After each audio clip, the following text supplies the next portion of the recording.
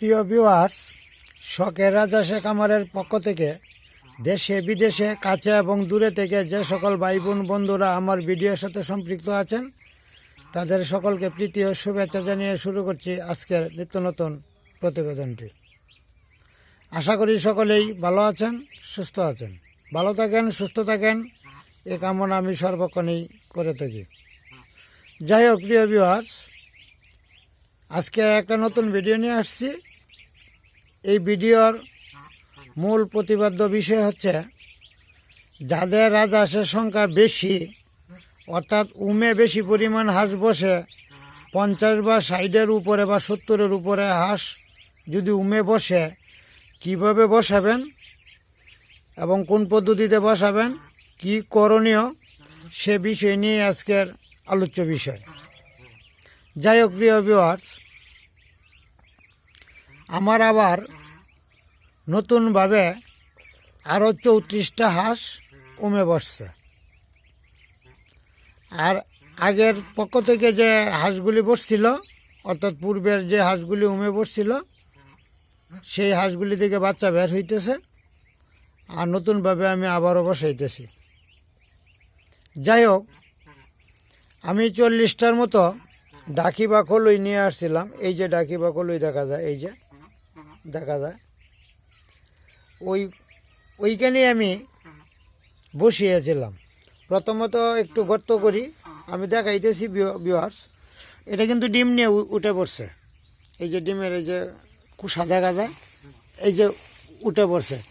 এই যে ডাকি বা পাইলা দেখা যায়, এই যে ডাকি বা পাইলা দেখা যায়। এটা প্রথমত আমি গর্ত করি।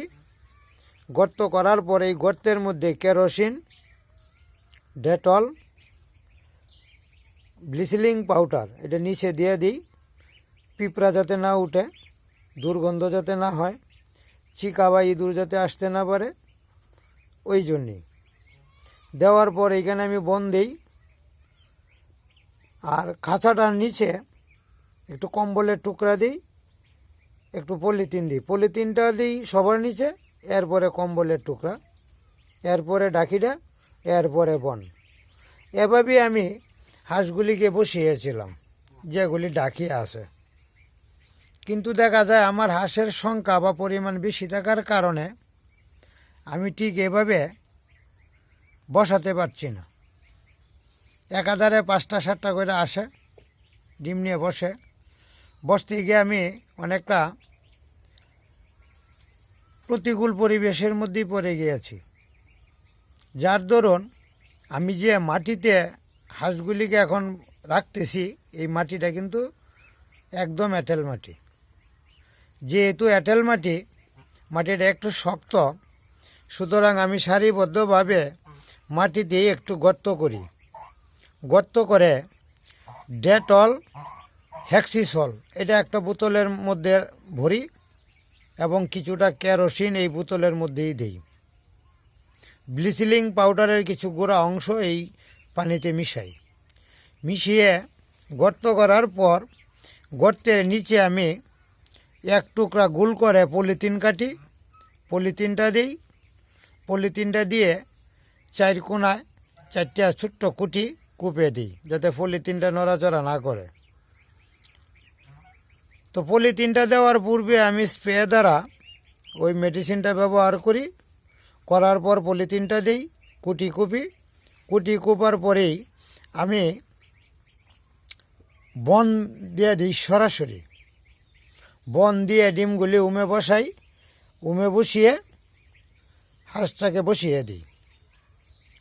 এখন বিষয়টা হচ্ছে, আমার যেহেতু হাঁসের সংখ্যা বেশি, প্রতিদিনই 5টা 7টা 8টা বসাইতে হয়। এত ডাকি আনাও সম্ভব না, খরচেরও ব্যাপার। তাছাড়া ডাকি এই মাপের ডাকি পাওয়াও যায় না। এখন বিষয়টা হচ্ছে, ডাকি যদি দেওয়া লাগে তাহলে অনেকটা দূর দূর দিতে হয়। যার দরুন আমি একখানি থেকেই দেখাইতেছি। এই যে একটা সারি আছে এইখানে, এই যে আছে, পরে আর একটা সারি আছে, এলোমেলো আছে, সারি ছাড়াও আছে, সারি ছাড়াও আছে, এই যে এখানে আছে। এখন এভাবেই বসিয়ে দিই, তবে মাটিতে যদি গর্ত করে বসানো যায় তাহলে সুবিধা বেশি। সুবিধাটা হইলো এই জন্যে, বাবা কিরে তুমি ডিম নিয়ে এটা করতেছো কেন? জি বসো বসো।